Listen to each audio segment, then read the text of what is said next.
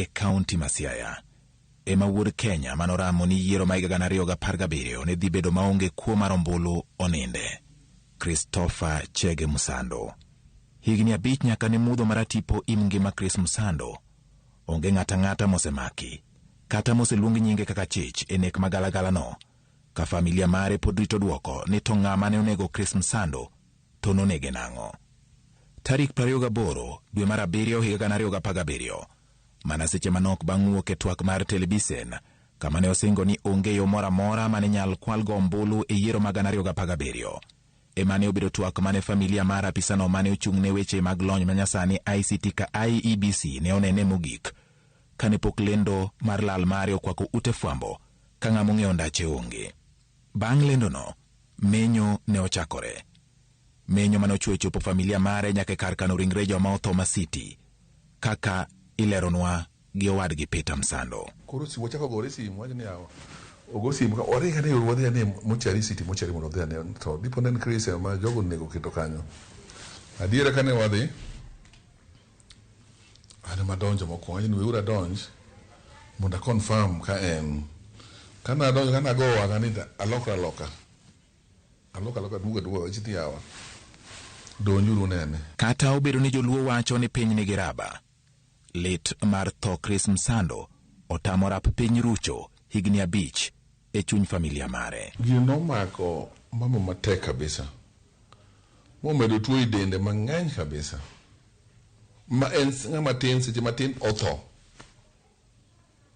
Kech tuo koparo wuode no odhi omedo bedende obedo marach kabisa. Mobene nopenjo ker moduor Uhuru Muigai Kenyatta ni nyisa mono nego wuodani to onge ng'ama oseduoke. Mama osebedo ngima rach kabisa. En ng'ama odak mana yath, ka onge yath to tho. Lakini higni 5 mokalo nyaka ne Chris ka itere ma osuptal kowuok kin pod oywaka.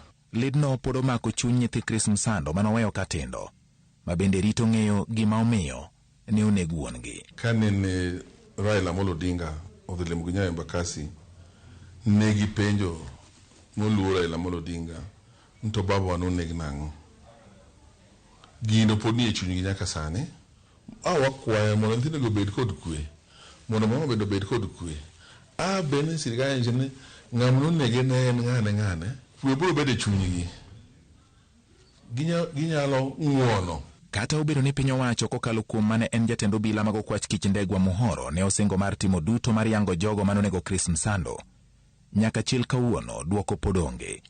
To kata mana chich achiel mosemaki kitudo gi nek makamano bende onge.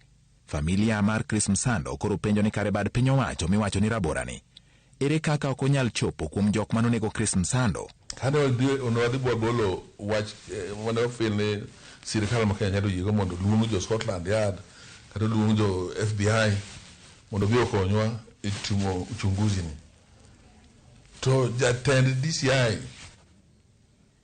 Mweno Mr. Ndegwa Muhoro nowacho ni wan kod kich kwach mabeyo mong'et mo uchunguzi maber kabisa. Okodwa konywa oko. Ne wang'eyo ni kaka nowuoyo nodhi konyowa mondo wayud mtong'ano manonego Chris Msando. To ng'ama nonege ni gilarang'o. Nyaka wuono pod ok winjo wachno. Kakoro piny Kenya ikore ni yiero kuom Peter oonge mor. Kata kamano en gi kwayo. Piny ka onge mondo dag nyaka chieng'. Itimo kosa ni ng'ato, timo ng'ato gima liche ka notimore nwano. Tu duogo uleng. Sani koro kochopo dwe mar 8. Wadhi dwe mar 7, wadhi dwe mar 8 yiero. Kata yiero no ok ane gima biro konyago.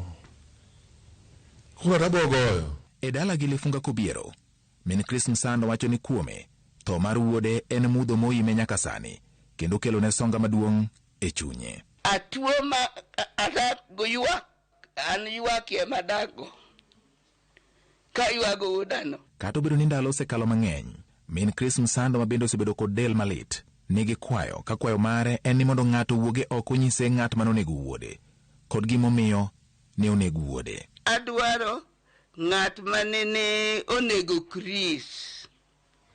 Gima nonego ni Chris, adwa ng'eyo, kata ka Chris nokwalo gir ng'ato, to gima ne Chris okwalo no, owachna mondo aduok. Ndalo 1826 sani nyaka neneg Chris Msando, kendo piny owacho singo mar yanga dieri mar tho mare ne jo Kenya.